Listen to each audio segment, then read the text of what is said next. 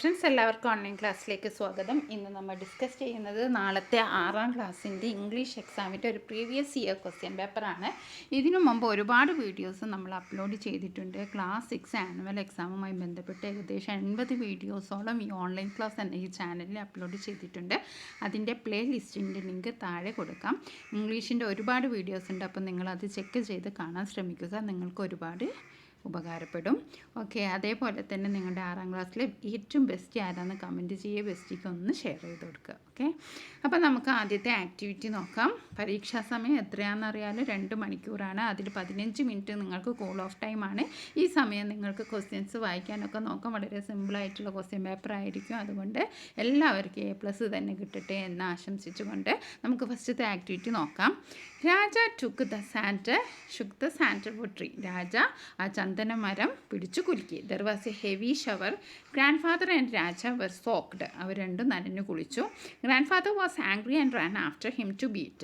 Raja hid in the cowshed. He did not return home until it was dark. Grandmother was worried. She looked for Raja everywhere. Then he returned to the grandfather. She blamed him. Prepare the conversation between grandfather and grandmother. അപ്പോൾ സംഭവമൊക്കെ മനസ്സിലായല്ലോ. Grand ദേഷ്യം പിടിച്ചു. Grand father രാജയുടെ പിറകെ ഓടി. അവൻ കൗഷേഡിൽ ഒളിച്ചു. അങ്ങനെ ഗ്രാൻഡ് മദർ വന്നു. അവർ തിരഞ്ഞു, കണ്ടില്ല. അപ്പോൾ അതിനെക്കുറിച്ച് ഗ്രാൻഡ് ഫാദറോട് സംസാരിക്കണം. ആ ഒരു കോൺവെർസേഷനാണ് നമ്മൾ പ്രിപ്പയർ ചെയ്യേണ്ടത്. അപ്പോൾ ഗ്രാൻഡ് മദർ എന്തായിരിക്കും ചോദിക്കുക? രാജ എവിടെയാണ് എന്നാണ് ചോദിക്കുക. അപ്പോൾ നമുക്ക് where's Raja? I have looked everywhere. ഞാൻ എല്ലാ സ്ഥലത്തും നോക്കി. Grandfather I chased him for shaking the sandalwood tree. ഞാൻ അവനെ ഓടിക്കാൻ നോക്കിയിരുന്നു. അവന് സാൻഡൽവുഡ് ട്രീ കുലുക്കി. അതുകൊണ്ട് ഞാൻ അവനെ ചേസ് ചെയ്തു. He caused a big mess. Grandmother you were too harsh. നിങ്ങൾക്ക് ഒരു പരുക്കൻ സ്വഭാവമാണ്. Now he's hiding scared of you. നിങ്ങളെ പേടിച്ചിട്ട് അവൻ എവിടെയോ ഒളിച്ചിരിക്കുകയാണ്. ഓക്കെ, നിങ്ങൾ നൗ ഹീസ് ഹൈഡിങ് എന്ന് സിമ്പിളായിട്ട് എഴുതിയാൽ മതി. Okay, grandfather I didn't mean to scare him. ഞാൻ അവനെ പേടിപ്പിക്കാൻ ഉദ്ദേശിച്ചില്ല. I just wanted to teach him a lesson. അവനൊരു പാഠം പഠിപ്പിക്കണം എന്നേ ഞാൻ ഉദ്ദേശിച്ചിട്ടുള്ളൂ. Grandmother you should have explained things to him calmly. നിങ്ങൾക്ക് അവനോട് കാര്യങ്ങൾ ശാന്തമായിട്ട് പറഞ്ഞു മനസ്സിലാക്കാമായിരുന്നു. You should have explained things to him calmly. Now go find him and apologise. ഇനി പോയി കണ്ടുപിടിക്കുക, അവനോട് കാര്യങ്ങളൊക്കെ പറയൂ. Grandfather okay, I will go find him and make things right. അപ്പോൾ ഒരു സിമ്പിൾ കോൺവെർസേഷനാണ്. ഇനി നമുക്ക് അടുത്ത ആക്ടിവിറ്റി നോക്കാം. Read the following passage and answer the questions given below. Long ago the sky was close to earth. വളരെ വർഷങ്ങൾക്ക് മുമ്പ് ആകാശം ഭൂമിയോട് അടുത്തായിരുന്നു. Men did not have to plant anything for their own food. When they were hungry they just reached up and broke off piece of the sky to eat. The sky was always tasty but many people waste the food. When people took more than they could eat, the sky became angry. The sky said, you have wasted my gift of food, so I will go away. The people cried, what will we eat? We might starve. The sky said, you have to learn how to plant crops in the ground. Work hard. Then you may learn not to waste the gift of nature. Then the sky went away. അപ്പോൾ ഇതൊരു fantasy സ്റ്റോറിയാണല്ലേ.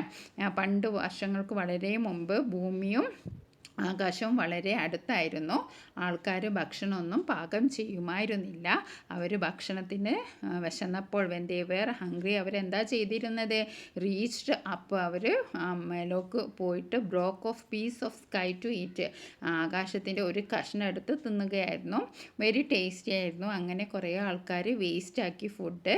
അങ്ങനെ when people took more than they could eat the sky become Heng. അവർക്ക് കഴിക്കാവുന്നതിനേക്കാൾ കൂടുതൽ ഭക്ഷണം എടുത്ത് waste ആക്കാൻ തുടങ്ങിയപ്പോൾ ആകാശത്തിന് ദേഷ്യം പിടിച്ചു. എന്നിട്ട് പറഞ്ഞു, you have waste my gift of food. നിങ്ങൾ എൻ്റെ ഫുഡ് വേസ്റ്റ് ആക്കി, അതുകൊണ്ട് ഞാൻ പോവുകയാണ് കുറേ ദൂരത്തേക്ക്. അങ്ങനെയാണ് സ്കൈ ദൂരത്തേക്ക് പോയത് എന്നാണ് കഥയിൽ പറയുന്നത്. അപ്പോൾ ഫസ്റ്റ് ക്വസ്റ്റ്യൻ ഇതാണ്, what did people eat long ago. എന്തായിരുന്നു അവർ കുറേ കാലം മുന്നേ ഭക്ഷണം കഴിച്ചിരുന്നത്? Piece of the sky. എന്തായിരുന്നു പീസ് ഓഫ് ദ സ്കൈ? അതിവിടെ തന്നെയുണ്ട്.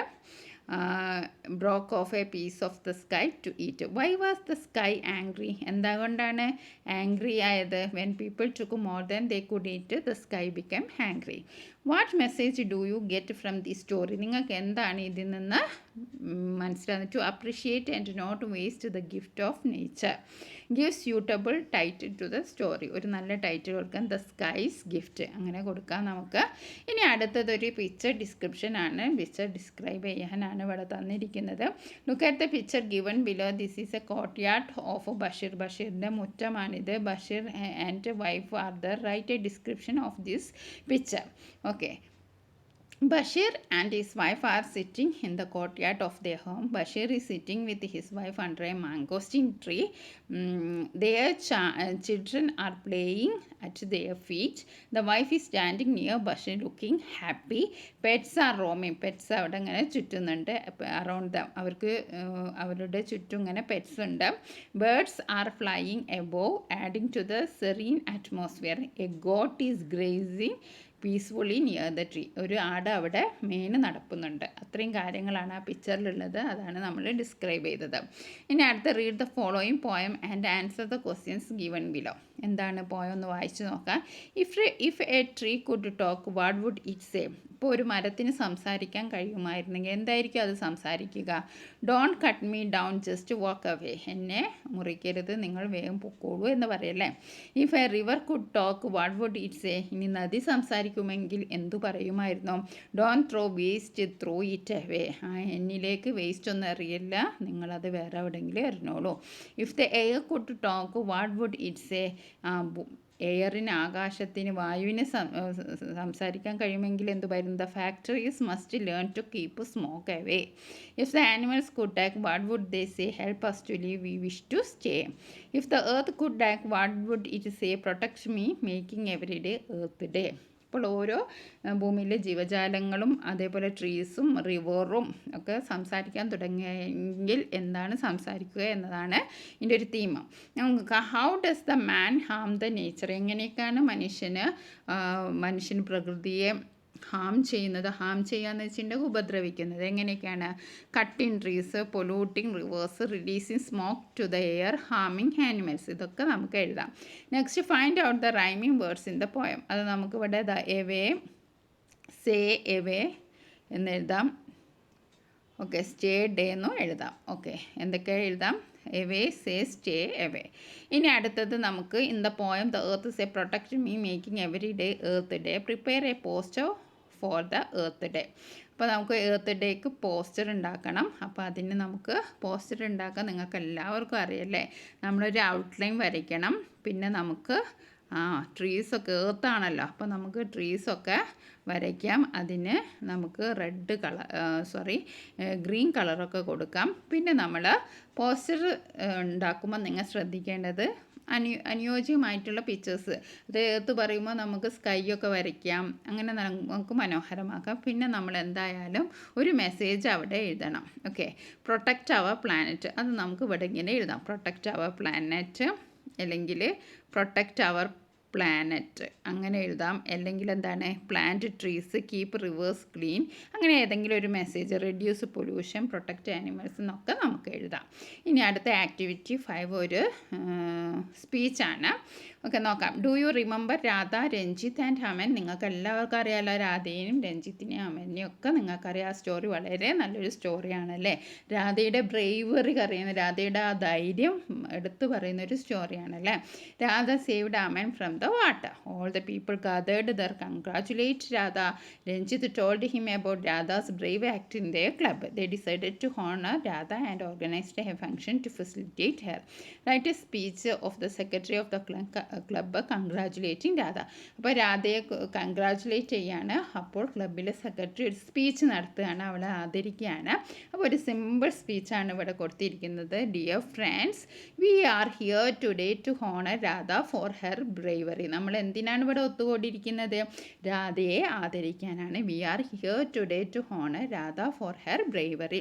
She saved Aman from the water, showing great courage and kindness. അപ്പോൾ അവൾ വെള്ളത്തിൽ നിന്ന് അമനെ രക്ഷിച്ചു. ഷോയിങ് ഗ്രേറ്റ് കറേജ്, ഒരു അസാധാരണമായ ധൈര്യവും അതേപോലെ ദയവും കരുണയുമാണ് അവളത് കൊണ്ട് കാണിച്ചത്. Radha, we are all very proud of you. Your selfless act has inspired us. Please accept our congratulation and this small gift. Thank you Radha for being an amazing role model. ഇപ്പോൾ വളരെ ചെറിയൊരു സ്പീച്ചാണ്. അപ്പോൾ നിങ്ങൾ സ്പീച്ച് എഴുതുമ്പോൾ നമുക്ക് salutation നിർബന്ധമാണ്. അപ്പോൾ salutation എഴുതുക, അതേപോലെ തന്നെ ഒരു കൺക്ലൂഷൻ, പിന്നെ അതിൻ്റെ ഇടയിൽ ബോഡി ഓഫ് ദ ലെറ്ററും നമ്മൾ അറിയാവുന്ന രീതിയിൽ എഴുതണം. ഇനി ലാസ്റ്റ് ബട്ട് നോട്ട് ലിസ്റ്റ് എല്ലാത്തിലും ഉണ്ടാകുന്നതാണ് എന്ത്, ആ എഡിറ്റിംഗ് അല്ലേ. എഡിറ്റിംഗ് നമ്മൾ ഒരുപാട് ചെയ്തിട്ടുണ്ട്. കോമൺ ആയിട്ട് വരുന്ന എഡിറ്റിംഗ് എറേഴ്സ് നമ്മൾ ഇതിനു മുമ്പ് ഡിസ്കസ് ചെയ്തു. എന്താണ്, ക്യാപിറ്റലൈസേഷൻ വരാം, വേർഡ് ഓർഡർ തെറ്റിച്ച് തരാം, ടെൻസ് മാറ്റി തരാം. ഓക്കെ, ഇതൊക്കെയാണ് സാധാരണയായിട്ട് വരുന്നത്. പിന്നെ സ്പെല്ലിംഗ് മിസ്റ്റേക്ക് വരാം, അതൊക്കെയാണ് സാധാരണ വരുന്നത്. ഇവിടെ നോക്കൂ, Cinderella go to the ballroom dressed in wonderful cloth. ഇവിടെ മിസ്റ്റേക്ക് എന്ന് വെച്ചാൽ ഗോ നമ്മൾ ഒരിക്കലും അറിയില്ല. നമ്മുടെ ഈ സംഭവമൊക്കെ നിൽക്കുന്ന പാസ്റ്റിലാണ്. അപ്പം നമുക്ക് എന്ത് എഴുതണം, സിൻഡ്രല്ല ഗോൻ്റെ സ്ഥലത്ത് വെൻറ്റ്, ഗോയുടെ പാസ്റ്റ് ടെൻസ് ആണ് വെൻറ്റ്. അപ്പം നമുക്ക് എന്ത് എഴുതണം, Cinderella went to the ball dressed in wonderful clothes. He rode in the red coach 6 ഫോർട്ട്മാൻ്റെ ഇവിടെ ഹീ റോഡ് എന്നല്ല നമ്മൾ എഴുതേണ്ടത്, ഷീ റോഡാണ്, അവളാണല്ലോ. അപ്പം നമുക്ക് SHE ഷീ എഴുതാം. പിന്നെ ഫൂട്ട് മെൻ ആക്കണം. മാൻ എന്ന് പറയുന്നത് സിംഗുലറാണ്, ഇവിടെ പ്ലൂരൽ ആക്കണം, ഫൂട്ട് മെൻ ആക്കണം.